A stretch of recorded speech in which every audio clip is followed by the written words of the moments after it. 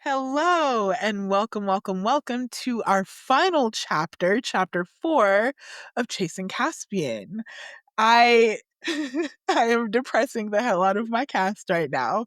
So instead of sad faces and sad tears, I'm going to introduce them to you guys. We're going to start with Miss Coco. Hey everybody, I am Coco. I am playing Mwonaji or Aji for short. You can find me mainly on TikTok on Epiphany Dice, as Yaya the Tiefling. Also a dice goblin who makes dice, daggers, and all kind of things. and CocoMocha Productions as well. Eventually, I'll get on Blue Sky like all of the other cool kids. And yeah, hi everybody. I'm still sad that it's the last. Okay, so next sad llama in our list we have Emrys. Hi everyone, I'm Emrys. My pronouns are they, them. I play the lovely Hippolyta Manchionell. You can find me on Blue Sky at the Dragon Emrys, or you can find me on Tumblr at the Dragon Emrys. Wonderful. And next on our list we have Garnet. Hey y'all, I'm Garnet. I will be playing Morgana Dawn. Um, I am usually on Blue Sky, causing a ruckus because I think I'm funny. If not, I am playing places here and there and all over. So yeah, come in and hang out with me either here or on Discord, because I like to talk about things and try not to doom scroll. Oh yeah, doom scrolling is against the rules. All right, and last on our list we have Shauntelle. Hello, I am Shauntelle B, pretty much everywhere on the internet, and tonight I am playing the lovely Mazarine Wilde, who is interested about the lack of consequences.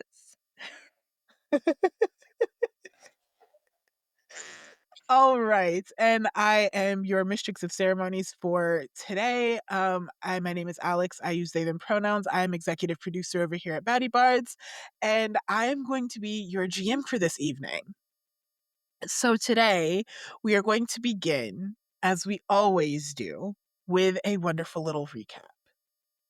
In our previous chapters of Chasing Caspian, we met the Moonshadow Menagerie and all of its colorful characters, especially our main characters in this story, Mazarine, Morgana Dawn, Hippolyta, and Mwonaji. We saw an incredible show at the Sunlit Court for the Dawnbringer, then traveled through the Hollow Hills to the Twilight Village for yet another awe-inspiring show. On the way, we found the doppelganger that looked exactly like Caspian, save being made of wax and melting by the moment. We found a clear pool of water that dissipated the weight of Mazarine's bad luck eating. We saw golden hummingbirds going between Morgana Dawn and the Bloom Warden of the Spring Court, Hibiscus Dahlia, carrying messages of promise and love. We saw Mwonaji's tender side at a shrine to the ancients and the ancestors, blessing her with knowledge and reassurance. And we saw Hippolyta grow through the fear and the pain to reconcile with her sibling, the ever loving Antony. And this is where we find our lovely troupe now in the Twilight Village, coming back from a truly spectacular performance in the Twilight Village for the Hearthtender Antony. You guys are packing things up, ready to head into the Hollow Hills again, leading toward the Glimmershade Vale.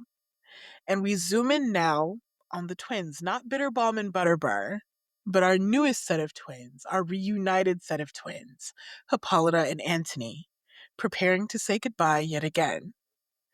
So I turn this over to you guys now. How do you say goodbye to the Twilight Village? I think as the show ends, um, Tony and I have gone back to my carriage um, to talk, and we're sitting in there,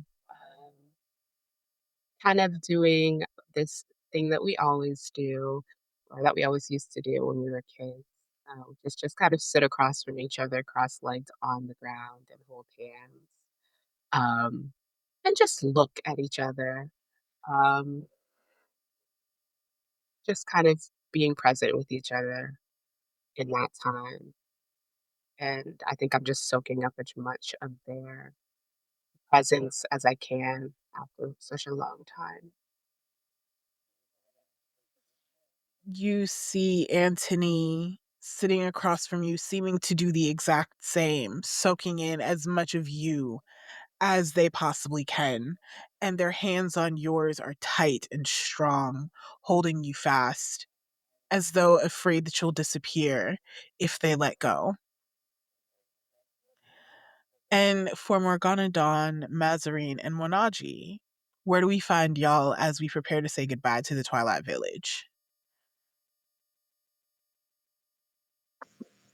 Morgana Dawn is feeding into those wisteria trees that she planted to make sure that they last a little while, just so people, don't get a little too relaxed. They are now bigger.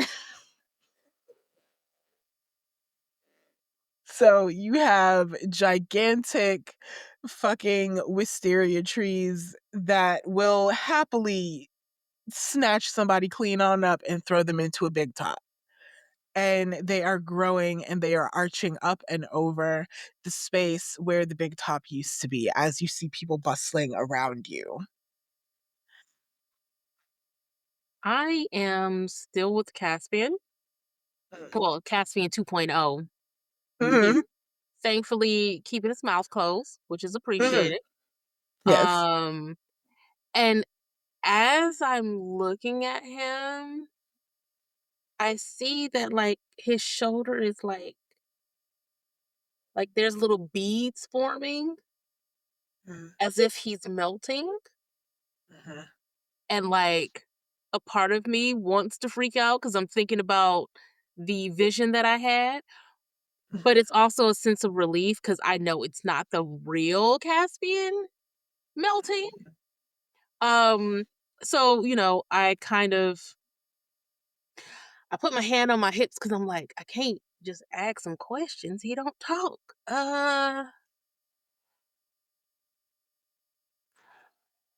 Blink twice if you okay. You see Caspian nods and then blinks twice as you requested, but as you look at Caspian, you see that very much like a candle, they are beginning to break down, to melt into themselves at a very rapid pace, decaying more so than you guys would have recognized before. It's subtle enough now that it doesn't look as though they're like going to disappear in 5 minutes, but they are definitely, he's definitely melting. That is a thing that is happening. So Aji's like, you don't seem okay. I feel like I need to go get somebody for you. And I'm like, how you playing double dutch? Mhm. I'm like doing that between walking out the door, but at the same time I need to stay because wait, I'm not the only person in the room, right? Lady Rosemary is there. Bet. So I look at Lady Rosemary and I'm like, you got this, right?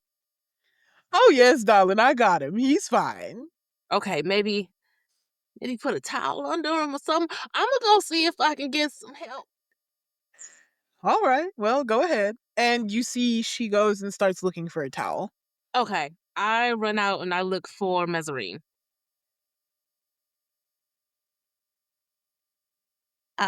I am in my wagon,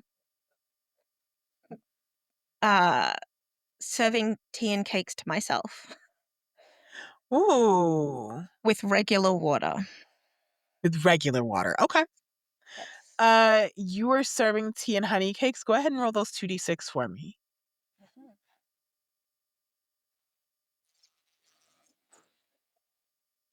That is, I think I've got a +2 to that. I do. That is a 10. A 10. Got 2 4s. Beautiful. You got 2 4s. So, oh, 2 I 4s plus 2. remember. 2 4s plus 2. There we go. I Yeah. have a character sheet. Ha ha ha. Ha So, ha ha. on a 10 plus hit, you can choose one of the following that they also receive. Which of those 5 would you like to give yourself?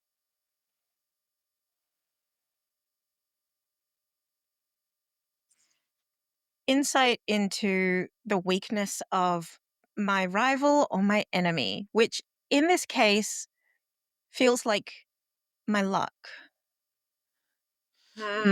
That's good. insight into your luck. Yeah. So, ages upon ages ago, when you were and felt like you were young, you made a decision that honestly was akin to providing for others at the detriment of yourself, making yourself useful in order to keep yourself cared for. And in taking on this responsibility based in your utility versus your inherent worth, you have swallowed and eaten and carried the weight of bad luck, bad fortune, bad feeling for ages upon ages, to the point where it is something that you've almost forgotten is not your burden to bear. Insight into this is insight into you. So you explain to me what made you make that decision, and how are you going to proceed now that you know it is a choice of your own?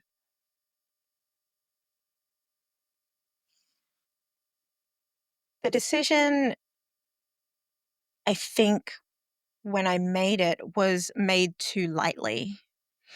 Um, but it was just a desire to help someone that was part of the spring court. And from that point, it seemed easier to make that decision than to make others bear that pain. And so it was more a slippery slope than anything. Like it was oh, oh, that felt easy. Like, I mean, I can hold that for a little bit. And then it became, well, I can also hold that. And now I'm holding everything. And so now I think that choice is still mine to make. But what I decide to hold, I need to be not willing, because it was always willing. I need to be prepared to hold and prepared to put down. And I think that was the issue before, is that I would pick it up, I would hold it, I wouldn't put it down afterwards. So now it's about, okay, I can pick this up. When I put it back down, then where is it going to go? I think is the part of the question that I have. But undeniably, when I pick it up, at some point, I know now that I need to put it back down again. Distracting. And right? And I think in making that realization that you can bear, but you must choose when not to or when to let go.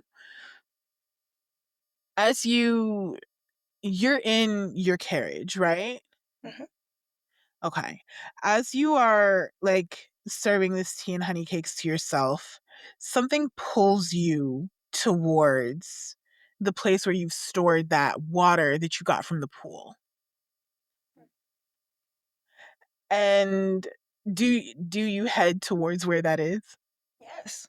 Yes? Okay. Yes, I do. As you head forward towards the place where you've kept that water, you realize for the first time that despite you having used it twice, the water level has not gone down.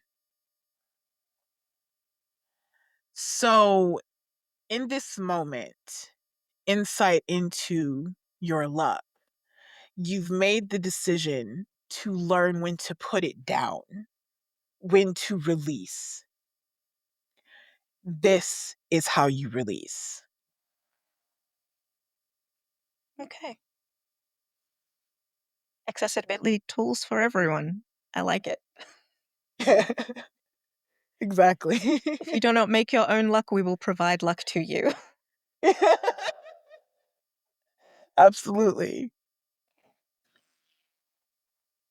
And I think for you, Aji, I'm pretty sure, is this when you find Mazarine? Yes. I go to Mazarine because while everybody likes to say that I'm the one that's in charge, it's Mazarine because she got the most sense out of all of them. They have the most sense out of all of us. Sorry. Mm. So I knock on the door and Okay. step in, and I'm like, "So you remember that vision I had about Caspian melting? Uh-huh. 2.0 was melting."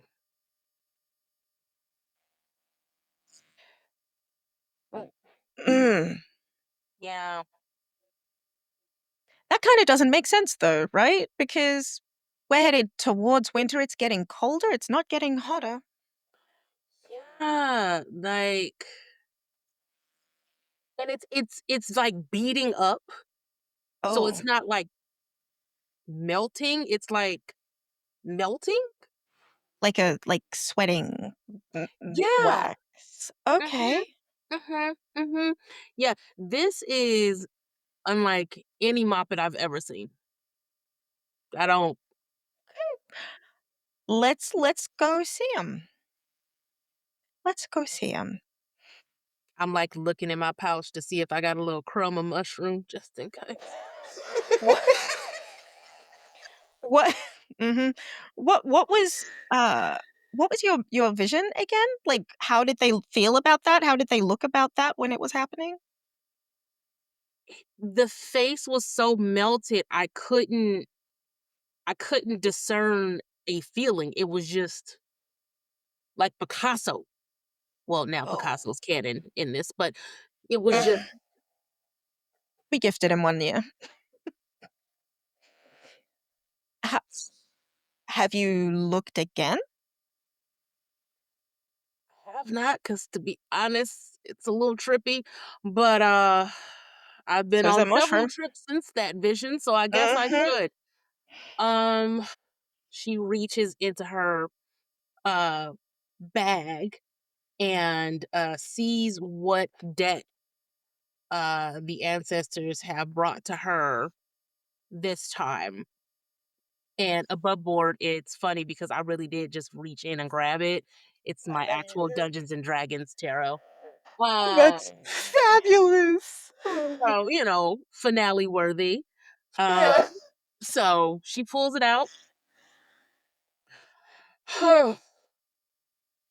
You might have to go talk to Morgana John because I might need another mushroom after this. Since you want me to look again, I just want to let you Or know. maybe you won't. Maybe you won't. Maybe you'll see some good. The two of strength. Oh.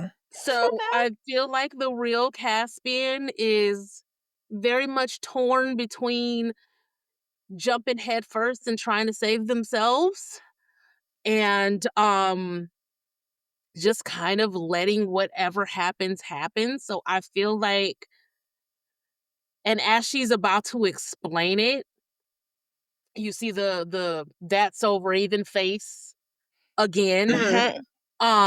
Should I roll to see what I see? Yeah, go ahead and throw the bones for me. Okay, and that is a +3 now. Do I It's a roll plus with 3 now. advantage? No, you would just get the +1. 9. Beautiful. So if I'm not mistaken, with a 9, you get to ask me 2 questions. Is that it? I'm going to tell you what you see, and then you can ask me 2 questions. Okay. So what you see is a lantern with rosy pink light Mhm. surrounded by icicles.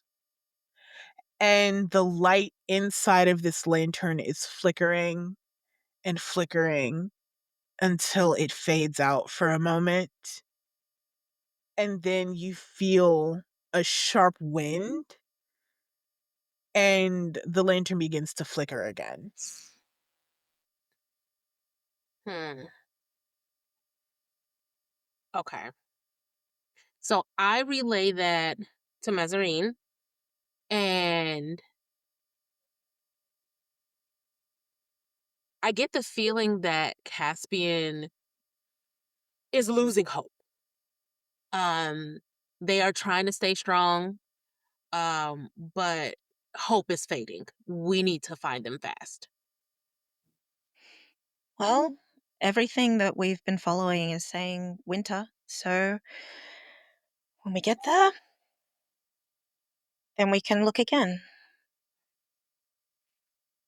Oh, she found a But for towel. now, I asked Lady Rosemary to get a towel because the beads were beading quickly. oh, right. Okay. Well, let's get into. Do we need everyone here? Is this a how? Okay. I'm gonna head on in and take a look. Okay. I'll go look for Lita. I look and see the wisteria trees getting bigger. And I'm like, okay, well, there's Morgana Dawn. Um, Let me get her first, cause I know where she is. So I go and get Morgana Dawn and relay everything that's happening.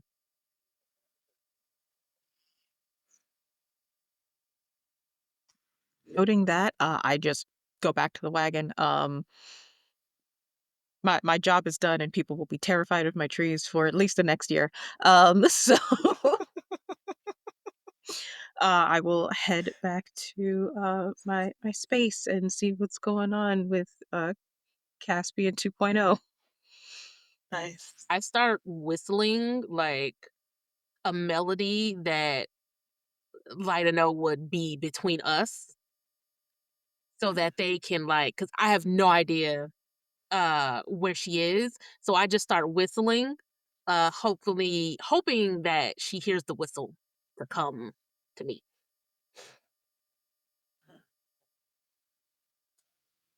I think um, if I'm in my carriage and I'm able to hear that, um, Mm. I'll kind of just like, oh, that's Aji wants something. Um, and I am going to, uh, I think instinctively I squeeze Tony's hands a little bit tighter, thinking about leaving them here. And then actually I say to them, actually, will you come with me?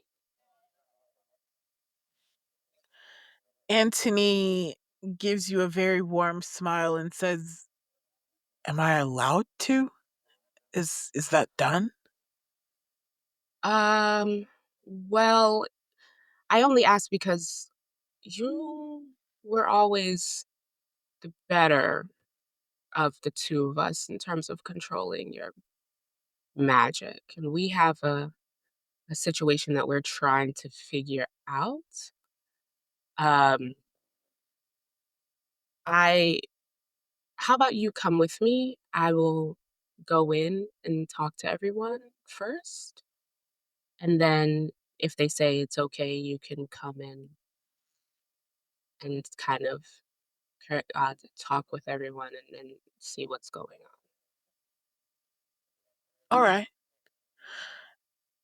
And you see Antony look a little hesitant at this, not necessarily because they don't want to come, just because this is new territory for them. Um, I don't want you to leave yet. So hopefully they say it's okay. And I kind of give them another quick squeeze and I throw my arms around them and then I stand up. And I think as I turn to go, I glance at the open trunk that I left in here when I got dressed before the show. Mm. And I reach in quickly, I snatch out the hand mirror and I stash it inside like the inner pocket of my jacket. Mhm. And I grab their hand and we go and I lead them to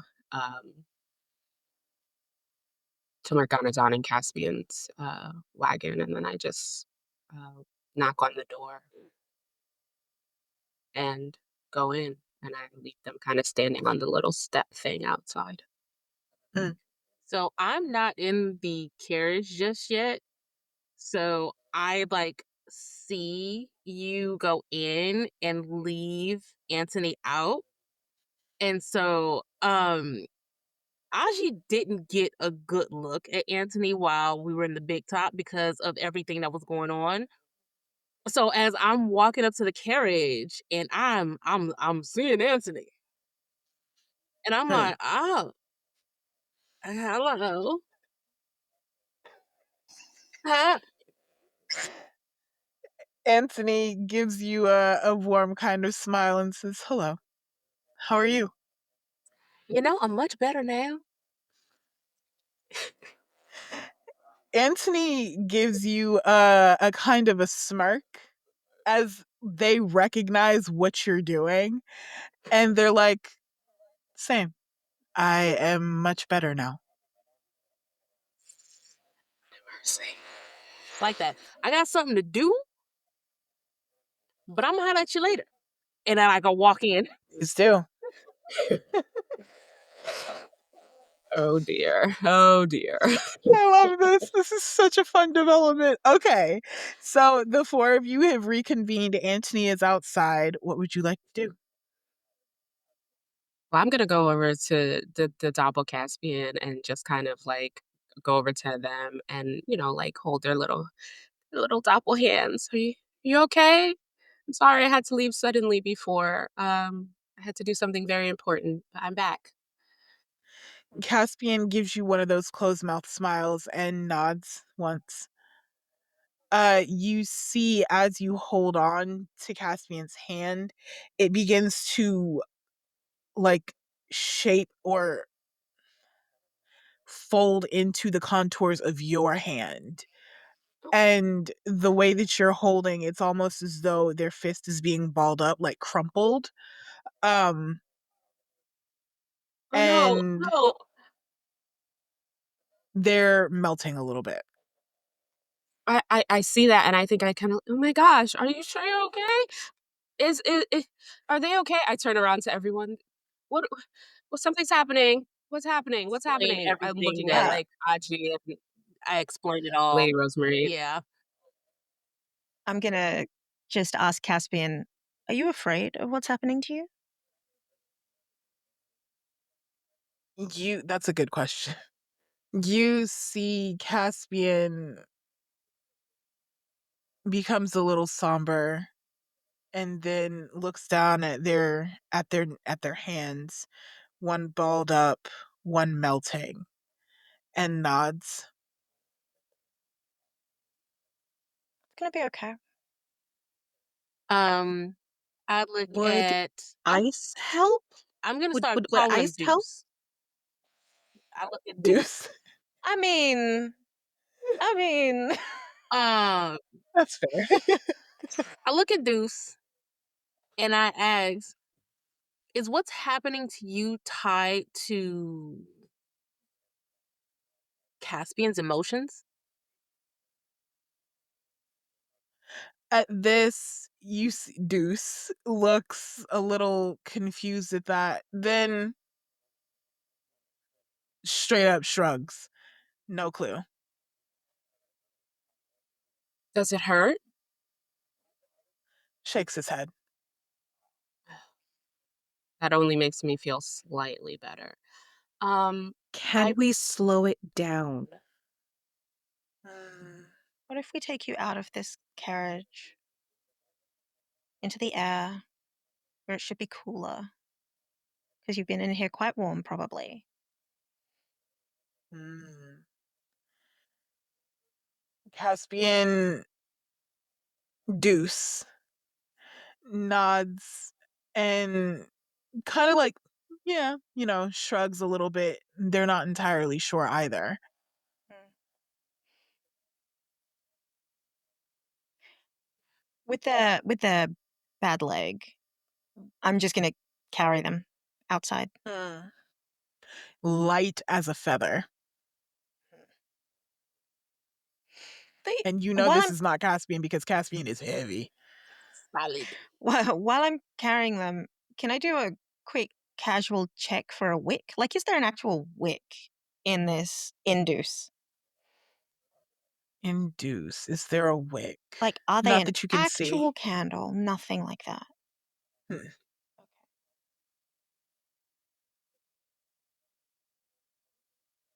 Are we getting closer to where you came from?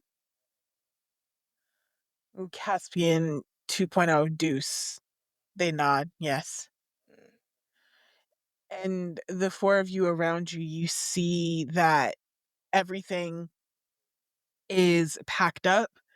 And you see that the rest of the Moonshadow Menagerie, the people around you, the people that you've come to travel with and have known and loved for so long, you see an excitement in them, in that this was the penultimate show. This was the one before the last one. This is the home stretch, literally.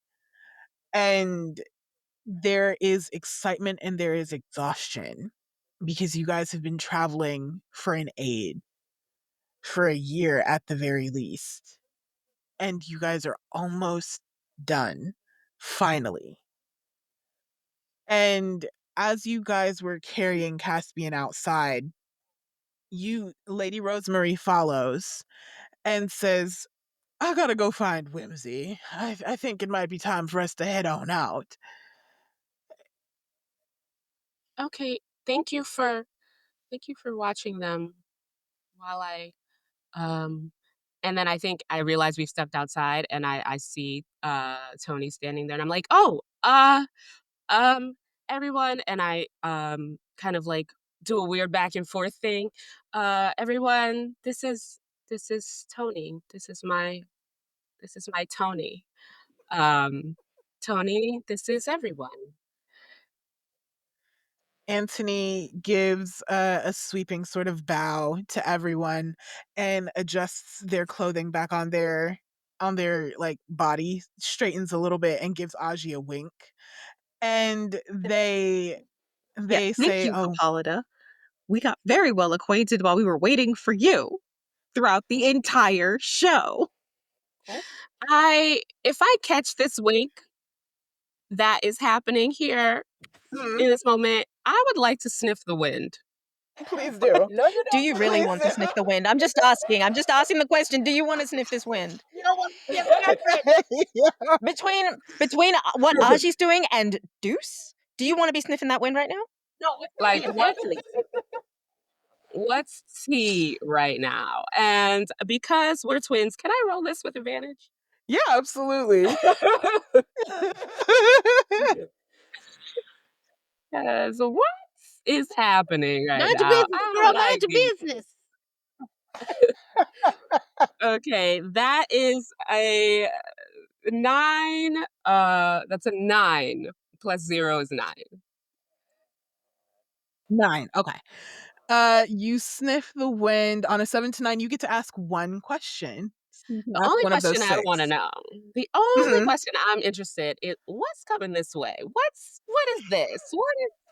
What's coming this way with these That's two up to right now? Anthony, child. I That's a answered that bad question for choice of words. Bad choice of words. What's phrasing? you. You gotta ask your Okay, twin. what's coming this way? Listen, Antony has been in mourning for a long time. And for the first time in almost a century, their heart doesn't hurt anymore. And because of that, it's easier for them to now be willing to give it away, at least in some small capacity, to a beautiful fortune teller. And I think I just like clocking this. I turn to them and I'm like, you remember what happened with you and the last woo woo girl? Hold on. First of all, not too much on me. And it's Not too much on me. I'm carrying Caspian away from this heat. I'm carrying Caspian away from this heat. As you carry Caspian away, as a matter of fact, you see that they begin to not melt so much as fracture in the cold. Like you see cracks running up their arm slowly, but enough that you can tell that that's what's happening. Back inside. Back inside. Back inside. Wait, what happened? What happened? They started to fracture. They started to Like what? you. Don't do it. Don't fracture. And Don't y'all I, fracture. and I turn back to Tony and and I'm like, and then I turn back to everyone because I remembered I said I'd ask. I brought Tony here so that maybe they could take a look. They were always better at the magic stuff, like on purpose, than I was. I don't know if that's okay with y'all. They said they weren't sure if that was allowed, so I said I would ask first. I walk over and put my hand on Anthony's shoulder. I'm okay with it. And I'm just like, you know what? To y'all. If my hair wasn't already white. And I just look at everyone else and I'm just You ain't like, looking at me. could we not about them two. Let them do whatever. About what's happening here. Is it okay if they maybe take a look and see if they can Yes, tell please. anything? Yes, please. Yeah. And I kind of turned back to them. I said, someone made this doppelganger of our friend, and he's kind of melting slash cracking slash we don't know what's going on. Could you? So you see that Anthony looks over at Aji and asks everybody in general, but directs this question at Aji. Says, "Have y'all looked at Caspian or Caspian, the doppelganger, to see what he's made of?" Just wax. It's made of wax. No herbs, no Made of anything else. crystals, nothing that would signify intent, and nothing that would signify a direction of why he was made. Nothing. Not even in the center of him, like behind his stomach. Well, we're not I don't think gonna we did. open them up. He goes into her little pouch and oh no, I just forgot the stone name just that quick. We're gonna go with citrine because it's the solar plexus Okay. stone. Mhm. So she pulls out a piece of citrine and hands it to Anthony and was like, you know what? Didn't think about it. Anthony takes the citrine and begins to just like run it over Caspian's like fracturing, melting body. And you see that as it gets to like where Caspian's belly button should be, the crystal begins to glow and sort of like hum. And Anthony looks over at you, Hippolyta, says, "This doppelganger has something in its stomach." Or his stomach? I suppose that's kinder. And intent, I suppose, is difficult to parse, but most times doppelgangers are made as a replacement. So I can assume that maybe this one was made to replace something as well. Is this doppelganger, do you recognize them as? Yeah, this is our friend Caspian, except Caspian's missing and they're And you here. got them instead. Got it. And they said that they saw Caspian where they came from in the winter court, Oh. and that when Caspian got there, whoever made them threw them away. You see Antony kind of grimaces at this, like winces, and says, well, that's not kind. But I don't know many people who make doppelgangers who are. Maybe this one was made with a different intent. Maybe it wasn't to be unkind, but throwing anything sentient away is mean, frankly. And I feel as though the closer we get to Caspian's origin, the more they're going to melt or break. So should we leave them here? And I kind of look at everyone and Caspian, Caspian too. Caspian, their eyes get wide, and kind of glassy, and they shake their head once. Want to You want to stay go here back? or move away? We can't leave them alone. No. They've had enough of that in however long or short their existence has been. They've been alone enough. We can't leave them here. We'll figure out a way to keep them solid. Can they? And I look at Tony. Can they? Can they go with you? Can you take care of them? At Does this, Caspian want that? Caspian, Caspian Deuce gives a contemplative sort of look at Antony and then nods. Please take them. I don't want them to, and they don't want to. They deserve to better than to be someone's cast off. Antony holds out their hands for the doppelganger, and Antony is like relatively strong, can hold this light doppelganger in the one arm, princess carrying, right?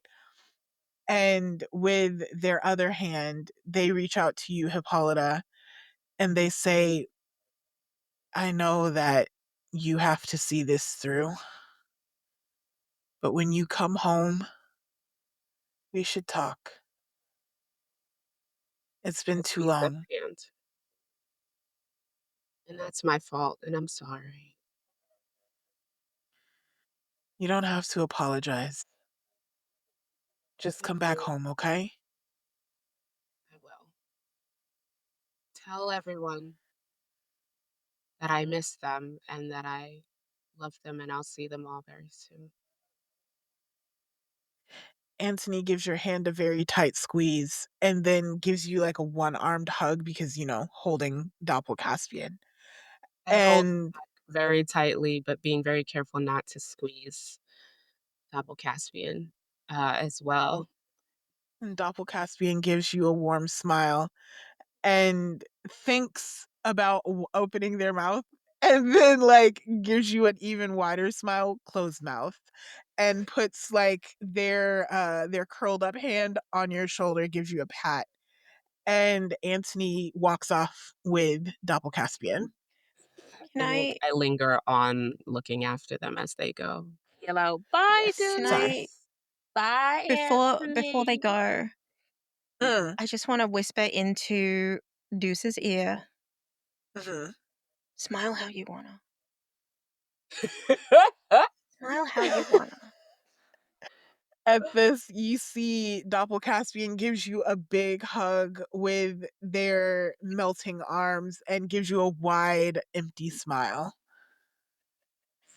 It's creepy, but it's yours. This is why I went to her. Yeah. Mhm.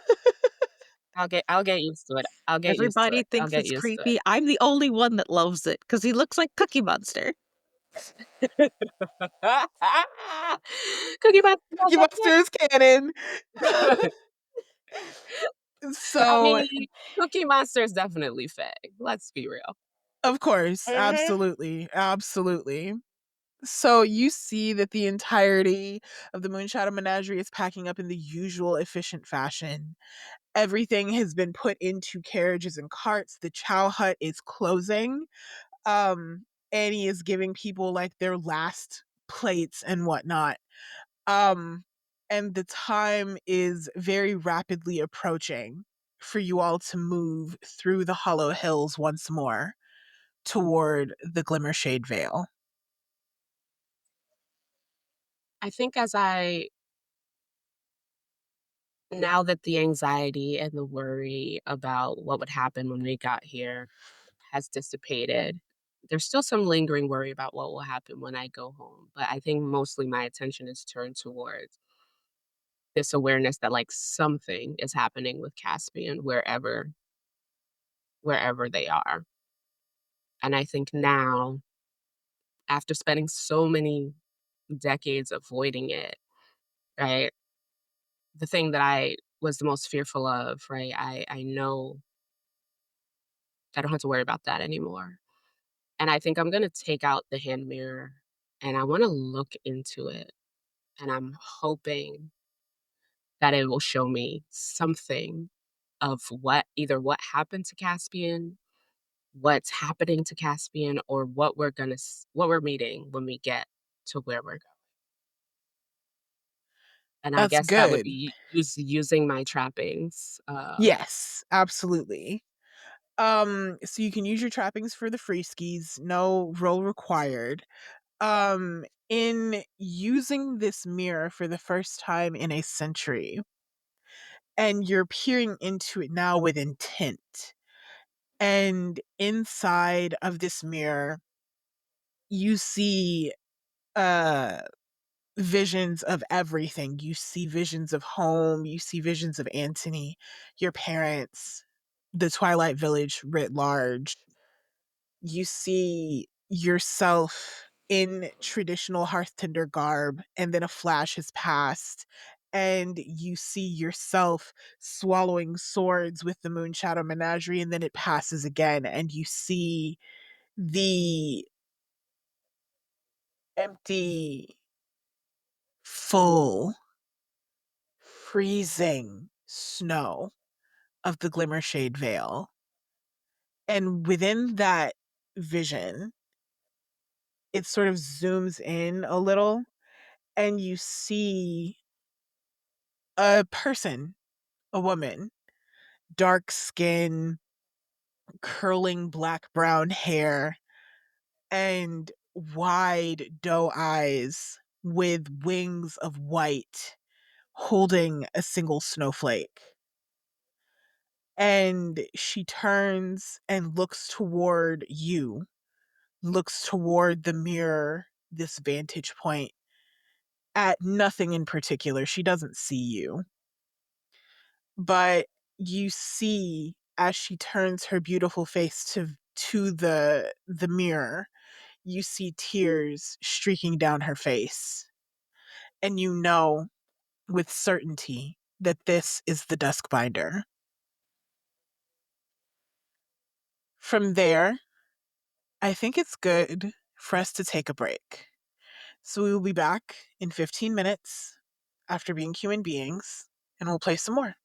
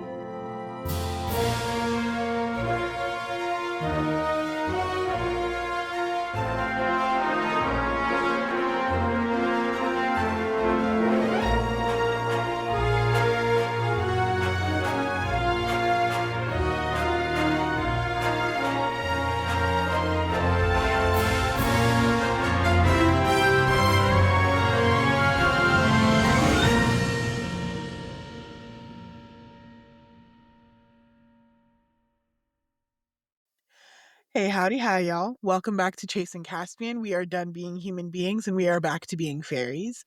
We're going to dive right back into our story. So, you guys have packed everything away. Doppel Caspian has been taken to the Hearthtender's house, basically, to go and stay with Antony and your parents until such time as things are safe and they can quit melting or fracturing. And you see that the Moonshadow Menagerie has begun to move, that things are being put in place so that way you guys can head through the Hollow Hills once more into the Glimmershade Vale. And that is where we find you guys now, heading into the Glimmershade Vale. And you see that the Glimmershade Vale is a vision of pearl white and silver gray. There are houses of ice and snow with frosted windows that sort of flicker with candlelight. There are chimneys puffing out cottony white smoke from hickory and cherry wood. You can see your breath coming out in little puffs of condensation as bare trees arch over an open air coliseum. The Duskbinder does not come out to greet you, but her valet, Flurry, comes forward and encourages you all to set up in this coliseum of icicles. The arena floor is soft and icy soil with that is gray brown and crunchy. For the first time in the entirety of your travels, there is no big top.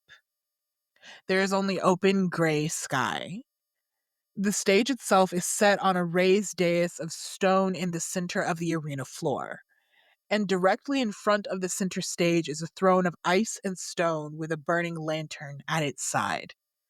The lantern has rosy pink light and is flickering, wholly incongruous and beautiful in its warmth. How do y'all proceed? So, Morgana Dawn, in true fashion, uh, this is probably uh my favorite because there is no big top, so there's nowhere for her to puppet, and that is quite all right because what she has done is there are sentient pine trees and poinsettia flowers. Um, so they kind of look like the pollen monsters from The Last of Us. Yeah. Except they're pretty and they're poinsettias, and they all have flyers for the circus. Unfortunately, she has given them all the personalities of YNs. So there's just a bunch of Period. so when they're handing out flyers, they're not really handing out flyers. They're shuffling everyone towards the big top. So there's just a Yeah. bunch of pine trees and poinsettia flowers they're bigger. They're like large poinsettia Yeah. flowers, but they're not as big as the pine trees, running around and forcing people towards the big top. And that's kind of what she's doing all day while trying she's got them set doing that all day. And it's just the funniest thing. Oh, that's great. Okay. How are the rest of you approaching this show in the sky? I see what Morgana Dawn is doing, and I'm like, yeah, that's nightmare fuel. Okay. Um, Now that we are in winter, Aji is very much more on the mysterious side. Not very showy to her, because obviously. Um, but she's kind of moving a little more cautiously because she sees this surrounding, and it's very reminiscent of her last vision. The pink flickering lights, the icicles everywhere, and she like nudges Lina and she's like, I feel like Caspian's here. And she just kind of looks around and she's checking out the exits, the entrances. Um any type of little hideaway? Is there a basement area? Um, let me. Would I sniff the wind? Uh, you know what? Yeah, that's a good one. You can sniff the wind. Okay, Yeah, you can sniff the I'd wind. use my trappings for that. No, to sniff the wind? Or do I have that wrong? Yeah, using your trappings is one Oh, no, thing. no, no. Sniff Sniffing the the wind wind is is a yeah. roll. Okay. Mm-hmm. What is that? Oh, well, that sucks. 3. You got a 3. Okay. So I will let you choose one anyway, and we will see what's what Um, next. shit. I wish I had 2 questions. Because it's between how can I make myself unnoticed and then what's here that I haven't seen. Hmm. Shit. Um, how much time until the show starts?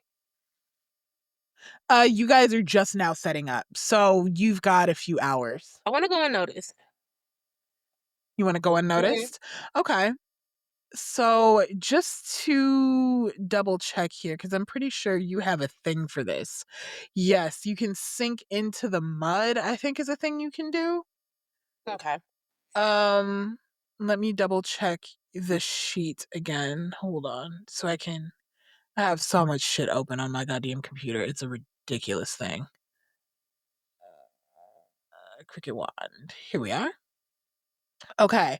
So when you sink into the mud, you can't be it depends on your um ooh, that's interesting.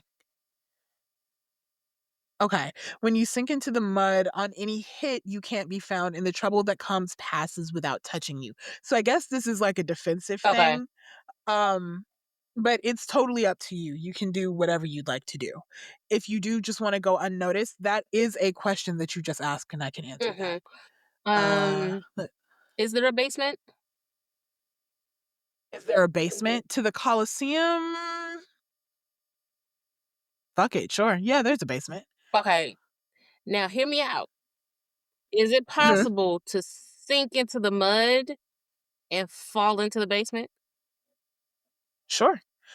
Go ahead and roll 2d6 and you don't have a modifier for this unless you changed it. So that would just be a +0, so it would just be 4. Okay. 11. Beautifully done. Beautifully done. Okay, so on any hit, when you sink into the mud, you can't be found in any trouble that passes by without touching you, and you choose when to emerge. You can also choose one of the following, one of those 4. You can emerge healed of any wound, shock, resentment, or grudge with your person and your dignity intact. You can emerge in full summer, or you can bring someone else into or out of the mud with you, and you forget what comes before and you emerge with your mind fresh and clear. Totally up to you. Hmm.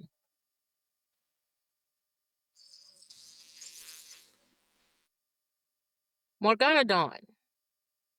You wanna roll with me? Yeah, let's go. We sink into the basement.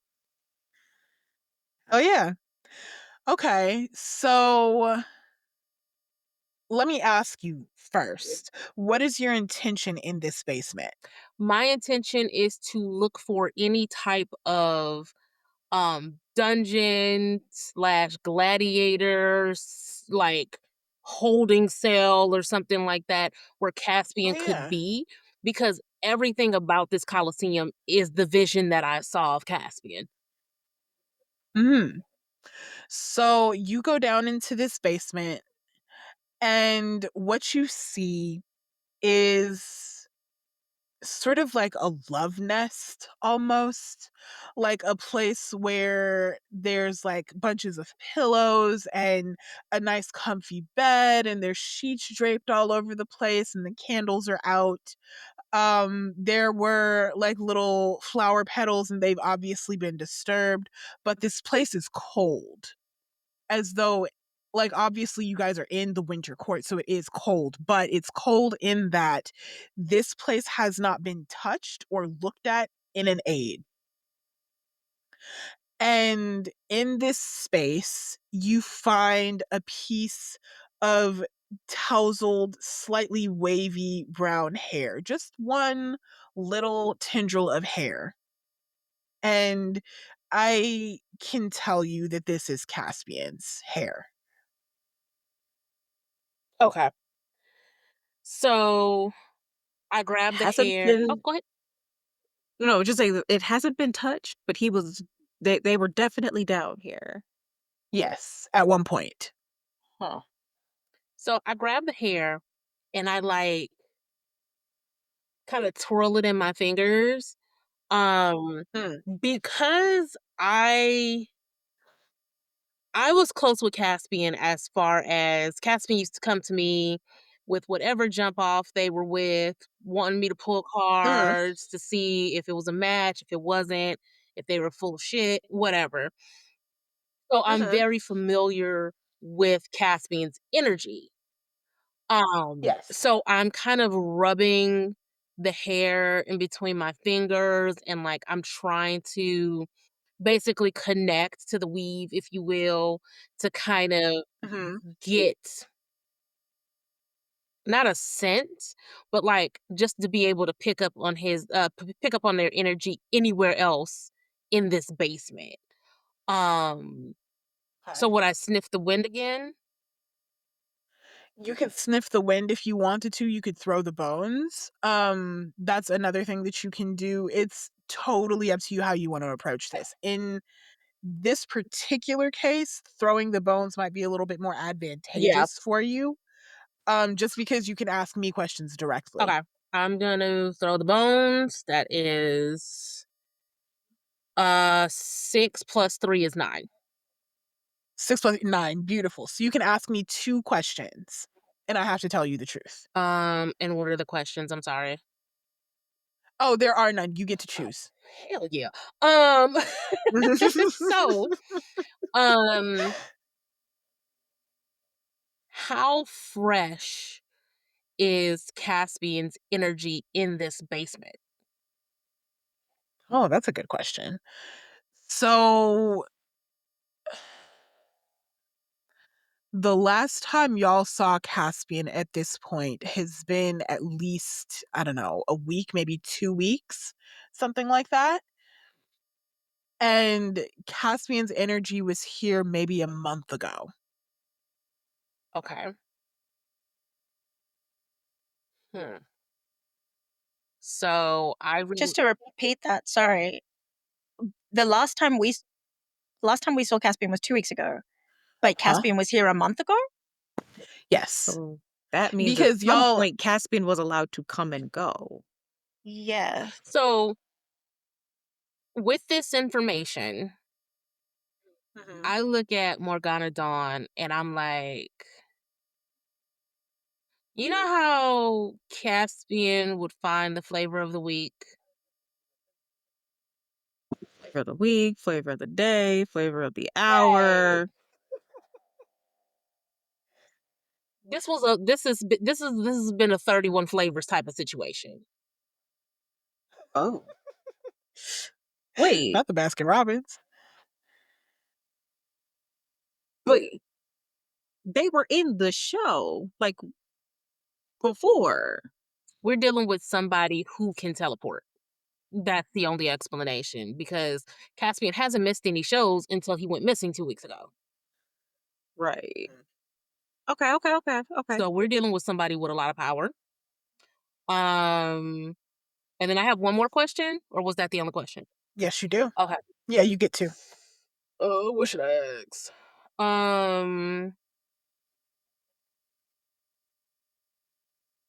Would I find anything else of Caspian's in the basement? Anywhere in the basement, not just the room. Honestly, I will give you this for free and I'll let you keep your question just off the strength of the fact that this basement is relatively Okay. small. It was literally just here for the sake of doing the do, if you will, right?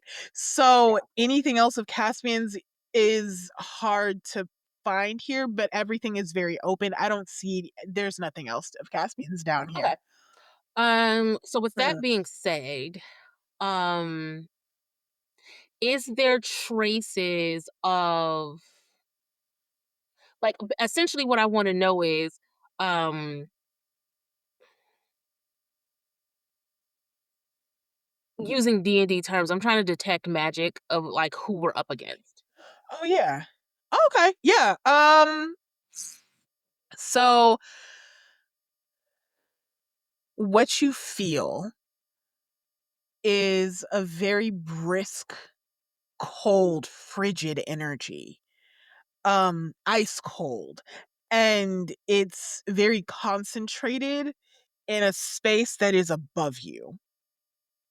So like if you walk through the basement, like you go through this straight line, you feel it on top of your head type shit.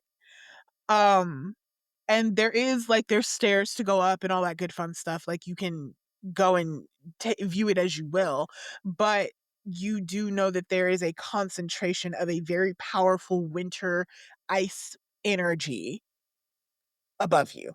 Okay. So I look at Morgana down and I'm like, I feel like this very icy presence that I'm feeling has a lot to do with Caspian and where he could presently be. Um that sorry. That is that presence is very strong here. That's why it's colder in here than it is upstairs. And I feel like wherever that energy is, there's going to be answers for where Caspian is. Morgana Dawn pulls out her blade, the sword that they've been wearing on their hip. Um, and it's not like the blades that they use during the show. It is very much a have you ever heard of the Gimpy Gimpy plant? What's that? It is the most painful plant like on the planet. If you get stung by this thing, you like immediately need to go to the doctor because you're in that much pain. It does, Oh and my. they like bury in there's tiny little feather needles that bury into your skin. It's awful. Oh my heavens. So that's what the sword is made out of. Oh my heavens. Okay, great. Let's go. Fuck yeah. Yeah, she says that. and um and so I'm like, we can take the stairs. We can take the stairs. We don't, we don't need to sink into the mud again. I didn't know what was gonna be down here, so but we can just go. So the two of you head up the stairs and you see you're on the opposite side of the Colosseum. And behind a throne of ice and icicles and snow. Behind that place where that pink lantern is. This lantern is not small. It's relatively big, all things considered. Um, and you see the throne is empty at this precise moment, but you see someone coming towards this throne. You see, let's see here. Let me make her visible. There we go. So you see a black fairy, like a fairy with dark brown, chestnut brown skin, bubblegum pink lips, white freckles, and long pointed ears displaying age. Um, and she's holding a staff of snowflakes, and she's got little buns. And her wings are white, her clothing is white, and her eyelashes are white. And she steps toward you, and you recognize this fairy as the Duskbinder, the ruler of the Winter Court. And she is talking quietly with a short, like like a little Arctic fox, like that's walking on two legs with like his little paws dangling in front of him, and he's got like a little bow tie of powder blue. And that's her valet, Flurry, the one that like welcomed you guys in and made you set up everything in the Coliseum of Icicles. So that is who you see coming towards this throne. And Aji, for you, you feel that frigid iceward energy coming from this person, this Duskbinder. So I like nudge Morgana Dawn and I'm like,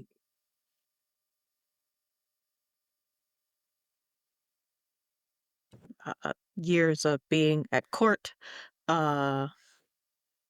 knowing full well that you're not supposed to walk into somewhere unannounced, Morgana Dawn doesn't sheath their blade, but keeps it sort of limp at their side, uh, and will walk in and with a very sort of noble but commanding voice, announce them. This is what time is it? Is it morning, afternoon? It's closer to night. Yeah, it's night. Yeah. Good Like it's evening, Your becoming Majesty. night, so like Yeah, yeah, twilight. yeah. Good evening, Your Majesty. Uh, Good evening. I do believe. Welcome. Hi. So sorry to interrupt. I'm sure this is a very important conversation, but we were just wondering if you had something that belonged to us. Hmm, that's a good question. You see the Duskbinder, her expression becomes very solemn and very sorrowful. And she like leans down, speaks to Flurry quietly, leads him off. And he says, I'm afraid you'll have to be more specific.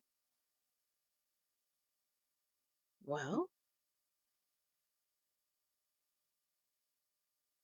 as you know, we are tonight's entertainment, and I very much would like to know if one of our performers has been waiting here for us. Hmm. You see a single ice white tear come down her face, and she says,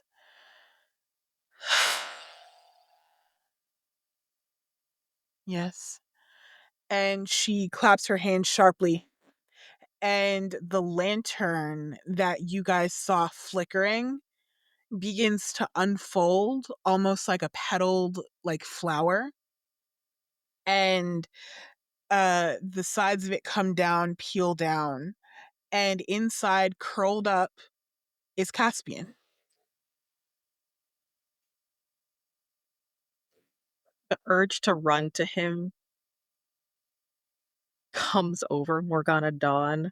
They take 2 steps and then stop, not knowing what to expect. Mm, Aji But reach, the grip on their sword tightens. mm, Aji reaches into her pocket and instinctively pulls out a card. Um, mm. and the 3 of Wands come out. So Oof. she knows what's coming next. She How looks, yeah. appropriate. And just so I'm not bullshitting. No, you actually pulled it. Um, Yes. so she looks to everyone. She looks at Lyda and she gives her the eye like it's time. She looks at Maz and she just like, Oh, I didn't know I was there too. Good. When did they get Good to here? know. oh When wait, did I get here? I thought Y'all are announcing. Oh, that is my fault. That is my No, fault. it was just us. Oh, it's It just was us. it was just It's us. just the two of you. Yeah, So because we walked up the stairs. It's still just us. I take all of that back and I still. just start whistling. But Mm. this is a melody that Lyda knows it's about to go down. Girl, come on, let's go. The throwdown song. Yeah, basically. So you just start whistling Nuck If You Buck. Um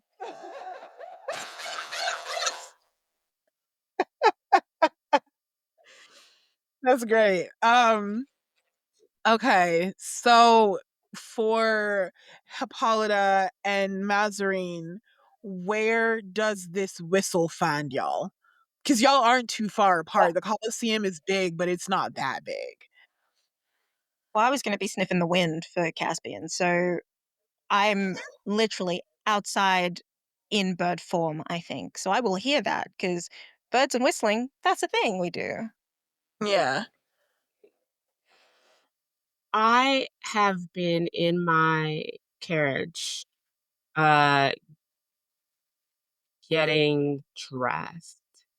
Hmm. And I'm just thinking about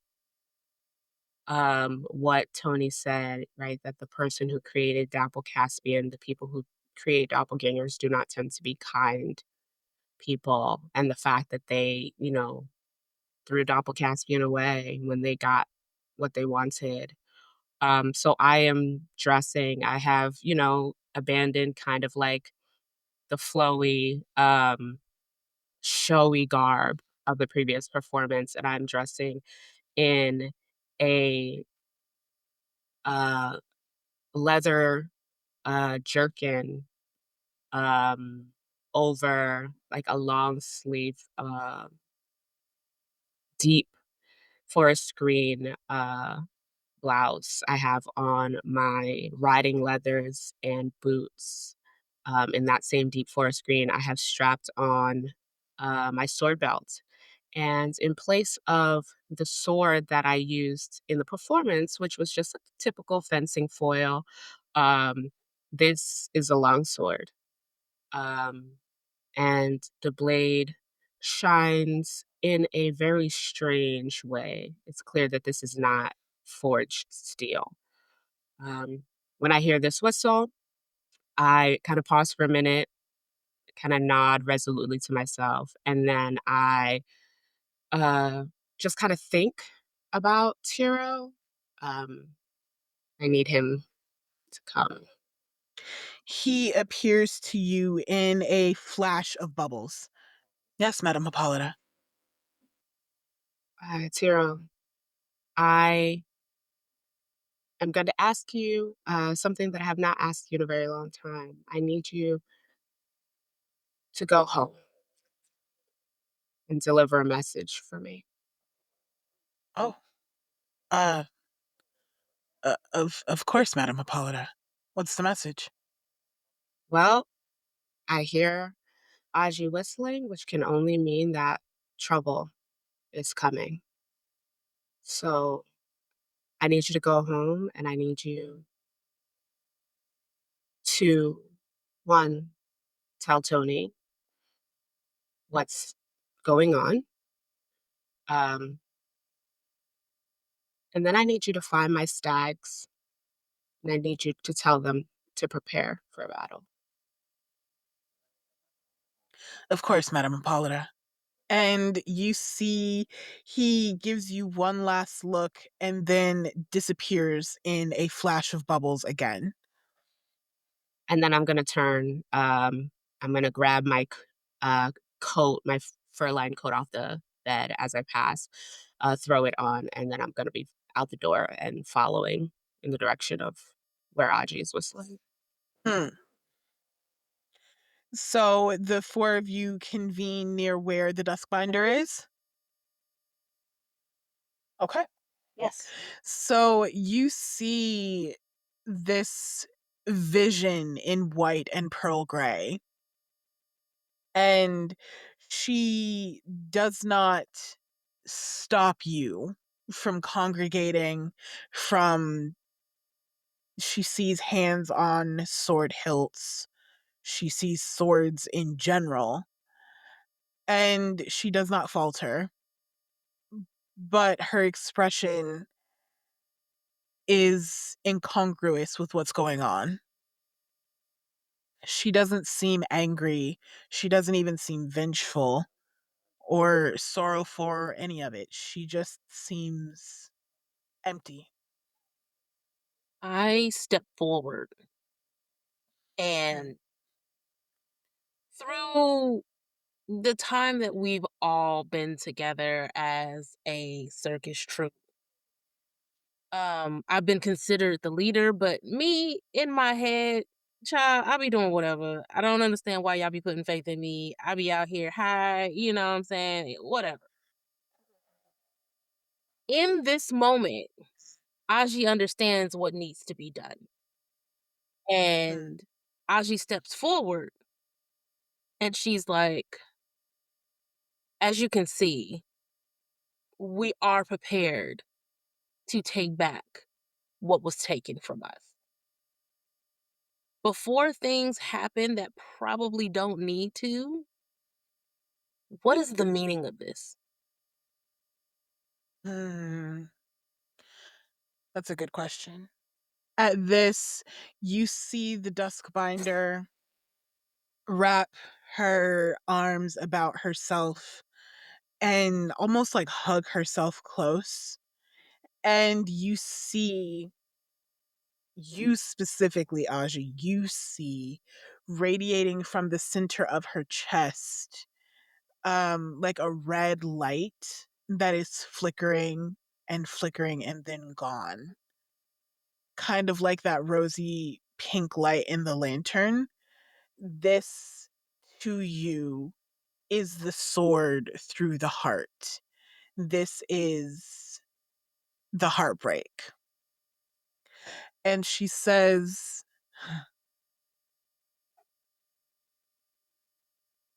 I did not expect to get away with this for long. I know how easy he is to love.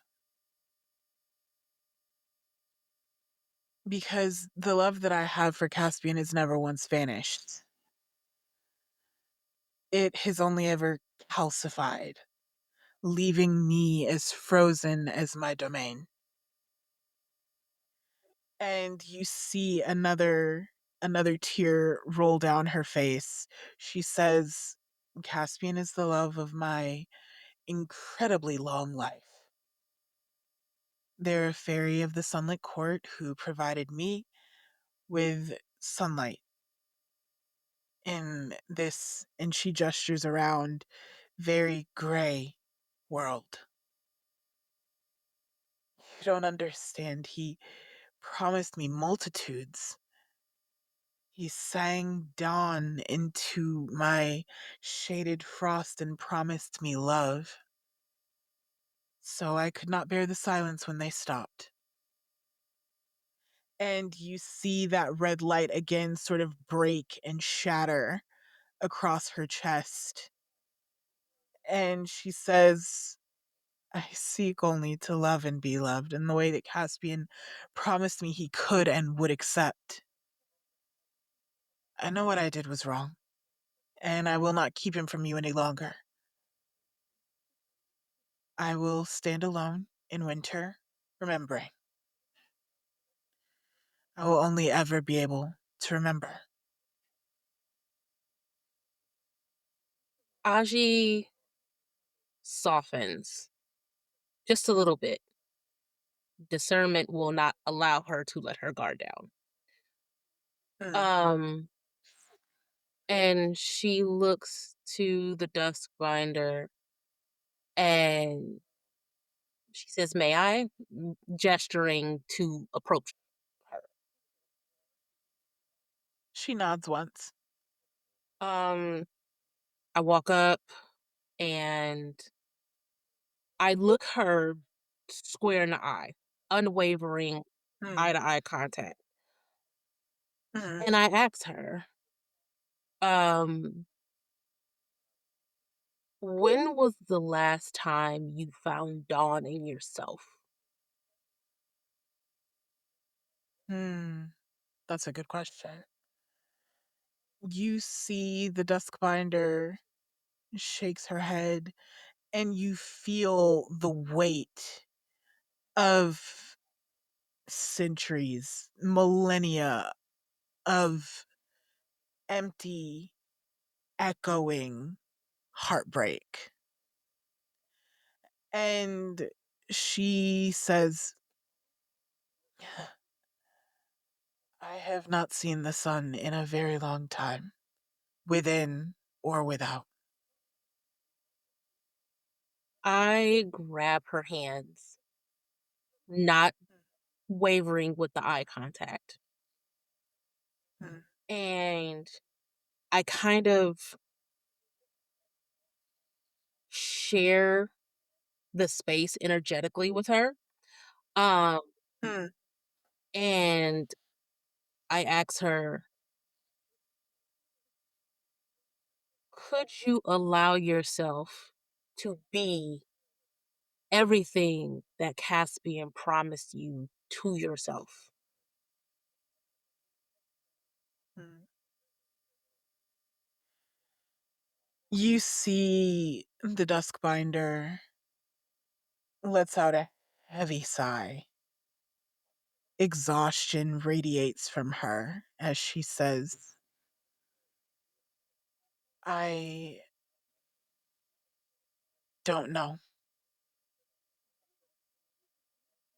So I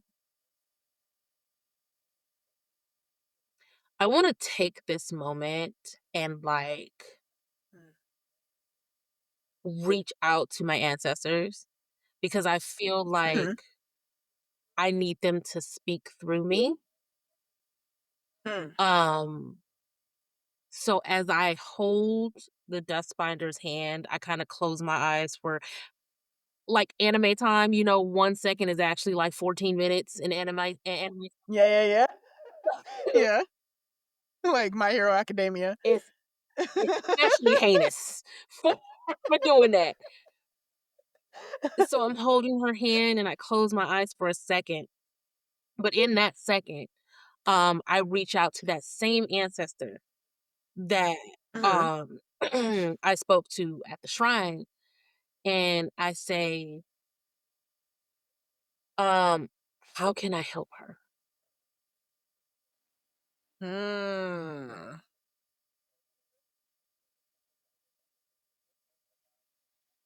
So, with this, your ancestor appears to you and only you. And you see, almost as though you are removed from this scene, you see the five of you, or the six of you, including Caspian, sort of congregated around this Duskbinder. You see swords being held and in grips. You see anger where there is a reason for anger. You see the exhaustion coming from this Duskbinder, from this fairy woman, and you see warmth radiating from where Caspian is. And in this moment, your ancestor does not speak, but they do answer. And you see a shining yellow light on Mazarine, Hippolyta, Morgana, and you. Caspian is excluded from this. And in understanding what your ancestor is saying to you, there is something poignant that the four of you can provide that they simply cannot. And the Duskbinder, you see that the heartbreak in her again. And it yields and leaves her, and it leaves her feeling or looking as small as she feels on the inside. For the first time in the entirety of the time that this troupe has been traveling, you see an tiny little fairy woman in the place of where this Duskbinder is. Now, this is not how she appears as she stands before you now, but that is how she feels, and that is what you see. I thank my ancestors. Um, I let my ancestors know that there's some orchid petals that will be left later. Mm. And as I come back in the same Mm. second that I left, Yeah.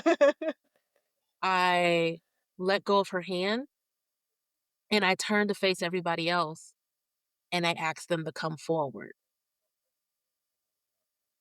Um, and I let them know, put your weapons away. Um,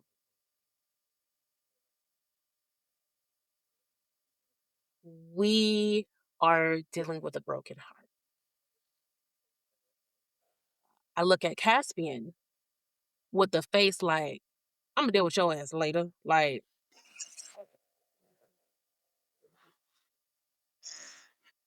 Um, I think when I hear Aji say we're dealing with a broken heart, I I feel that part of me that was kind of like honed for violence. It shifts slightly. There's still anger there, but the focus has shifted as I realize that we are once again dealing with some bullshit because Caspian decided to be a fuckboy. community penis. Yep. And I Mhm. I put I sheathe my sword. Or I should say I take my hand off my sword and I step forward to the Duskbinder and I say, I understand what it is to be cold inside in the wake of broken promises of love. And I also know that warmth can come again. I learned that recently. I think warmth comes with forgiveness. It comes with letting go of any shame that we feel for being open hearted with a faithless one. It also comes with satisfaction. And I look at her in this moment and I like a look of understanding passes between us, that sharp uh anger that I understand very well. And I say to her, you deserve that. So can you wake his ass up so you can get it, please?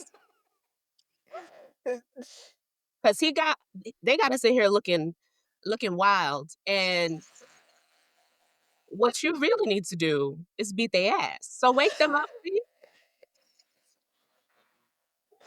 And I'm just gonna kind of step back and like cross my arms, like wait, and kind of look at Caspian, like even though they're asleep or whatever and they cannot Mm. see me, I'm looking like I say psych right now, like.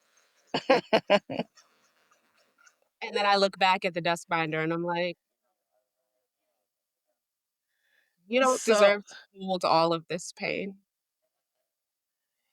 you see the Duskbinder contemplates this for a moment as though this has never once occurred to her. And she steps forward and raises a hand, lets out a burst of white energy, and you see Caspian sit up and go, "Hey guys." And I look at everyone else, hey guys, as they say. Immediately lunge. I need one of y'all to hold me back. I don't think you're gonna find that. I I don't think I you're gonna do find not immediately that. lunge and like I don't think I you're do gonna not find that. straight I don't I'd be think headlock. that's Like, quiet. what fair. the fuck you mean? Caspian's like, okay, all right, I'm sorry. Tear me loose. Aji, Mm-mm. come on. uh, So you will now. okay. Oh, what? Long story. Melting. I'm beating your ass. We Okay. and when Aji says that, I said, we'll deal with you later. She's gonna deal with you now. And I point to the dust binder. Before, while they're beating that ass, which is fine and Yes. correct, actually, Yes. can I go over to the Duskbinder and just say, Mm. I have eaten bad luck for ages. Ages. But I'm not going to eat your luck because you don't have bad luck. You have indecision. You could leave. You could come with us. You could see the sunlight in the next time when we wake up. You could see the sunlight. You can go to the summer. You can come with us. We have royalty. You're in good company. Let someone else rule for a while. Take a break. Now you see the Duskbinder once again look in shock as though this has never once occurred to her. She has borne the weight of a throne for ages upon ages and has never once thought of relinquishing that power because what would it be like to give it all away? That can be just as scary as keeping it. And you see she looks at you as well, Hippolyta, and mouths the word satisfaction and then turns piercing white eyes onto Caspian and then raises a hand and shoots out poof, poof, poof, puffs of like they're basically snowballs, but they come at him with such force that it knocks him boom, boom, boom, hits him square in the chest a couple times, knocks him back into the snow, got him looking all kinds of sideways. She turns that little nigga every which way but loose. Tell you what, she's had it up to here and it shows. And by the Correct. time she has worn herself clean and released all of it, you see her crown is askew. She got curls all over the place, and her dress a little bit ripped to the side because she tore this nigga up, You just hear me okay? from the side going, pow. I'm spraying.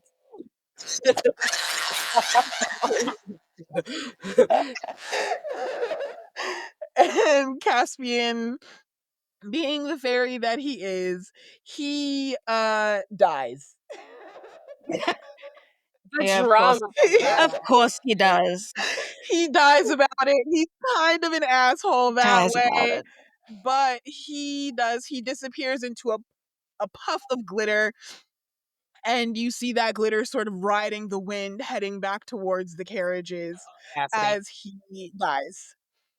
Yep. And you guys surround the Duskbinder, and for the first time in ages, in the times that you have come here and performed, you've never ever once seen the Duskbinder smile. You see her take off her crown and snap this crown of icicles in half, throw it to the ground, and drop the staff of snowflakes. And she lets out,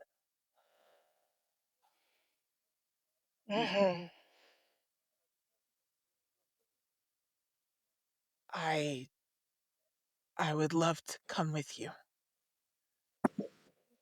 I kind of step forward to her and I say, one thing I know, some time in the circus does a lot for a broken heart. And I embrace her. She returns the embracing kind. And from there, our camera pans up and we see this coliseum of icicles. And this beautiful embrace of this broken-hearted fairy. And we see as time stretches forward, the show goes on, and you all perform a beautiful finale show. And the big top is put away, the carriages are brought to their stables, the animals are finally loosed from their burdens and let go to run free in the empty forest, and the world falls asleep. And when we wake, it is spring, and there is sun and fragrant budding flowers, and the duskbinder, Hecate, her name is Hecate. She looks and she smiles wide as she prepares for a show in the Bloom Warden's court. So before we leave chasing Caspian, I will ask, how does spring find my beautiful fairies?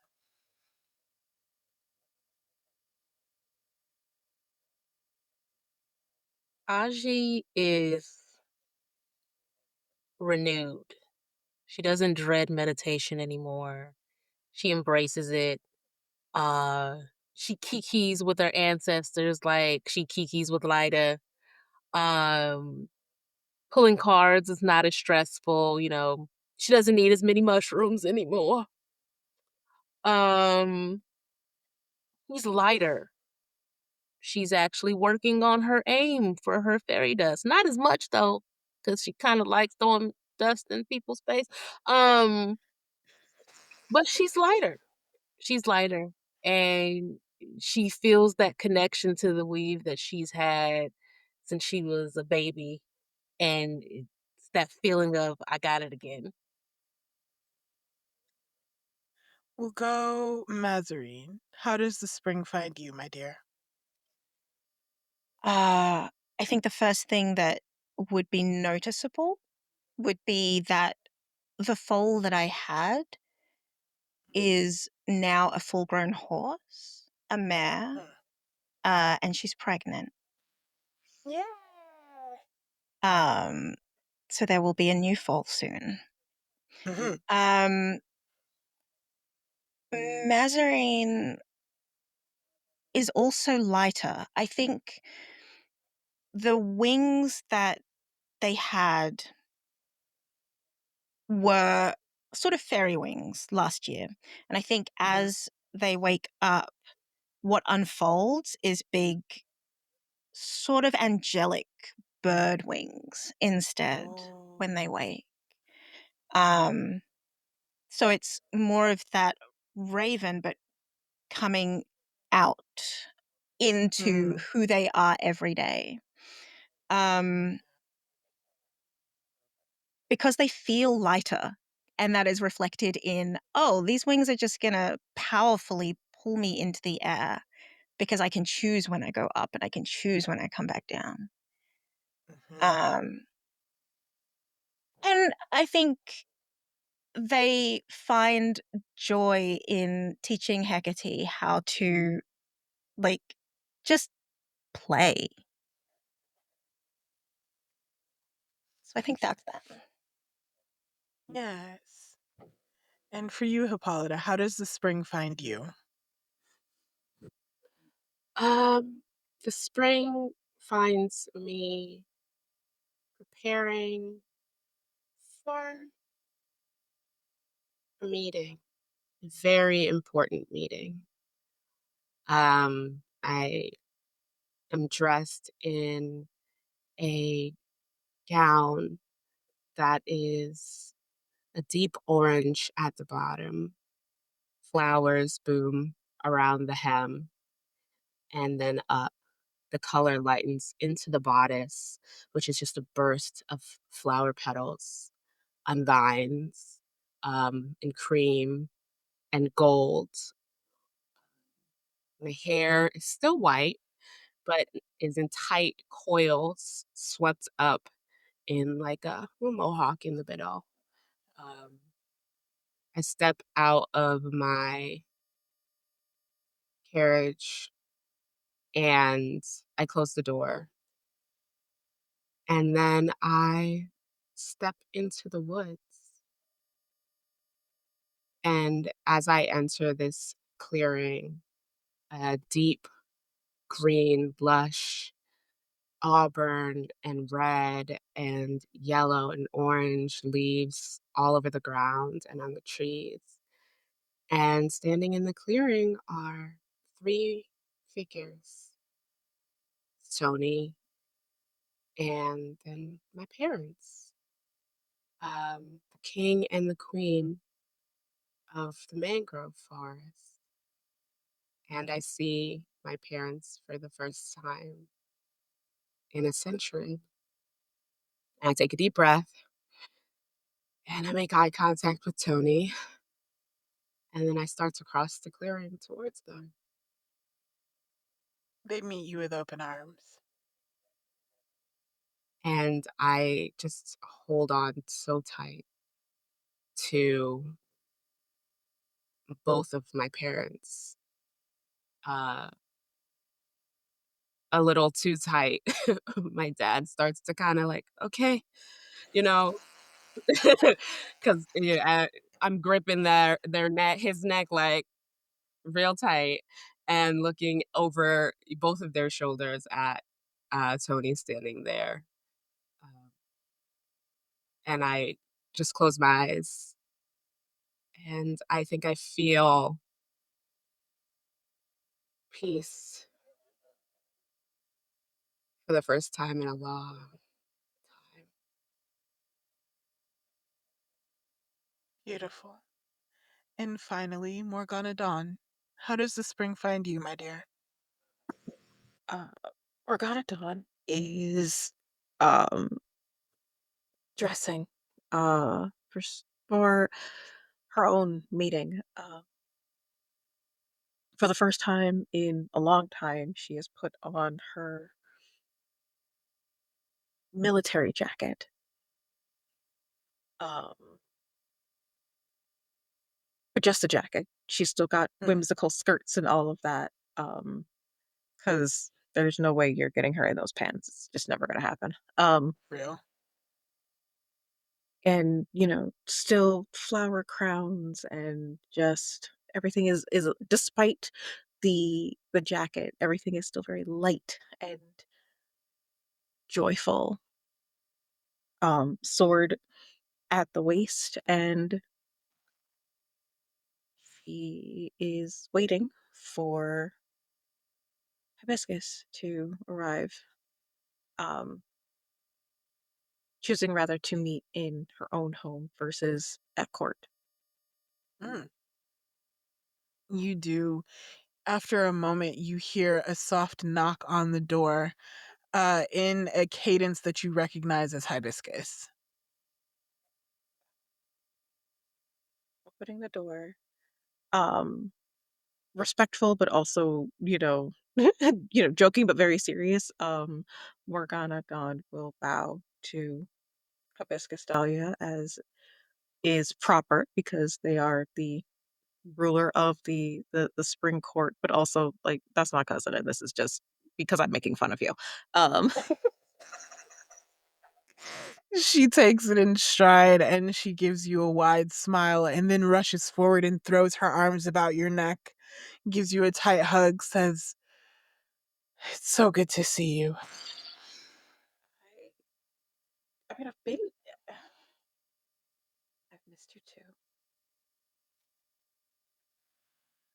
And you see that she looks prepared for whatever talks the two of you will have.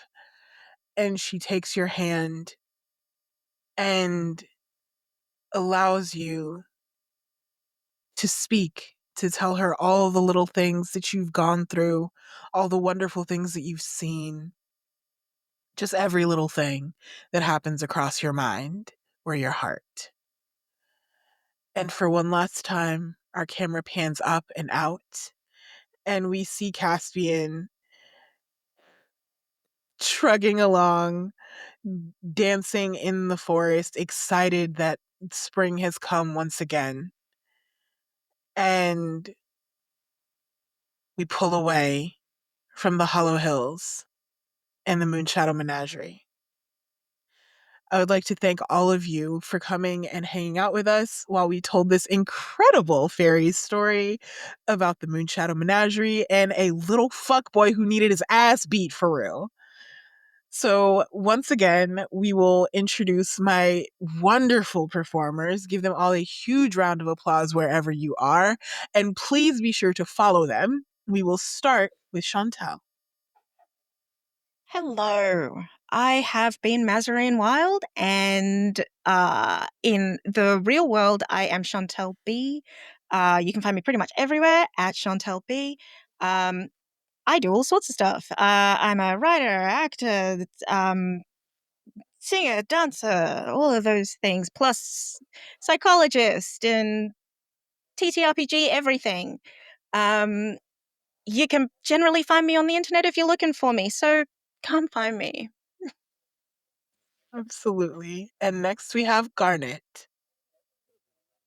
Hey y'all, I am Garnet. I have been Morgana Dawn. This was a spectacular journey. Um, and you can usually find me on Blue Sky at my government name, which is Ashen Brienne, at Blue Sky, or on Discord here and pretty much everywhere. I'm in a lot of servers, so just come and hang out and say hi. Wonderful. And next we have Emrys. Hi everyone, I'm Emrys. I have been the wonderful, whimsical Hippolyta Manchionell. You can find me on the Blue Sky app at the Dragon Emrys. You can also find me on Tumblr. Come read Call of Duty fanfiction with me at the Dragon Emrys on Tumblr. Or just out here in these internet streets, wherever I might be. This has been great. Thank you so much for being here with us. I hope you loved it. Oh, yeah. And last but not least, we have Coco. Hey guys, it's Coco. I have been playing the sometimes manic but always loving Mwonaji or Aji for short. I have had a wonderful time playing this character. Season 2. Um, and I've gotten spiritually fulfilled from this campaign because there's been several moments where our amazing mistress of ceremonies have snatched this wig clean off and y'all didn't even see it. You can you can find me everywhere at Coco Epiphany. I am a spiritual life coach. I am a TTRPG, all of the things. I make dice, I make daggers, I make dragon eggs now, apparently. I make all kind of shit. And I like to act up on TikTok mainly. So come holler at me at Epiphany Dice or Coco Mac Pros. We out here. Love y'all. Period. And I have been your Mistrex of Ceremonies. My name is Alix. I use they, them pronouns. I am executive producer and GM currently over here at Batty Bards. And I want to thank each and every one of you for coming and hanging out with us as we told this incredible story. If you want to see what else we've got going on, please be sure to check out our Sunday production or Friday production. It's one of those two. Anyways, we will be doing some stew pot stuff, so please go and enjoy that and keep your eyes peeled for the rest of this year. We have plenty planned for you. If you want to see what we've got going on and keep following us, please be sure to follow us at Batty Bards. We're definitely on Blue Sky. We be chatting. And if you want to follow me specifically, you can find me at AlixAMA_ just about everywhere. Thank you so much for hanging out with us during Chasing Caspian, and we will see you next time. Say goodbye, y'all. Bye, y'all.